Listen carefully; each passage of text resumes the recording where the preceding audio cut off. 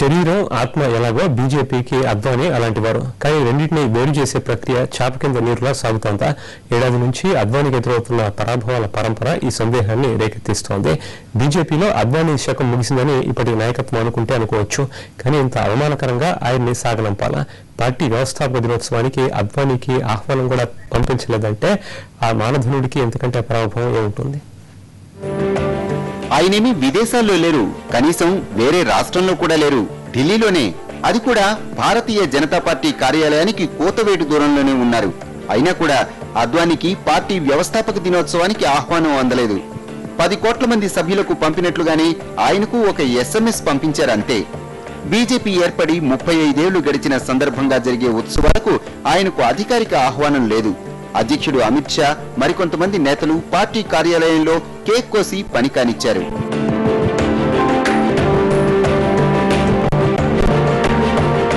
మోడీ కూడా పార్టీ వ్యవస్థాపక దినోత్సవం రోజున ట్విట్టర్ ద్వారా కార్యకర్తలు నేతలకు శుభాకాంక్షలు తెలిపారు.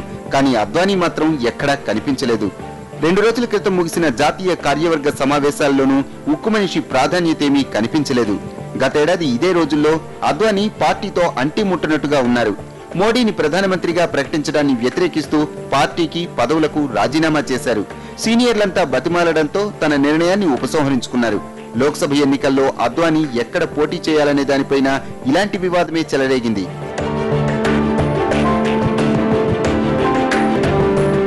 మోడీని ప్రధానమంత్రిగా ప్రకటించిన నాటి నుంచి పార్టీలో అద్వానీ వైభవం కరిగిపోతూ వస్తోంది. ఇదంతా పొరపాటున జరుగుతోందా లేక వ్యూహంలో భాగమా అనేది పార్టీ వర్గాలకే అర్థం కాని పరిస్థితి. ఏమైనా 2 సీట్లతో ఉన్న బీజేపీని జాతీయ స్థాయిలో బలమైన శక్తిగా మార్చిన ఘనత అద్వానీదే.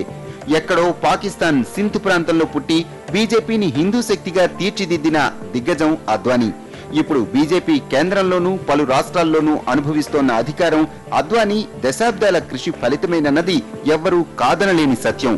రాజకీయాల్లో ఉన్నత విలువలకు చిరునామాగా జీవించిన అద్వానీకి చివరి రోజుల్లో ఎదురవుతోన్న పరాభవాలు పార్టీ కార్యకర్తల్ని తీవ్ర మనస్తాపానికి గురిచేస్తున్నాయి. పార్టీ నాయకత్వం ఈ విషయాన్ని గుర్తించిందా?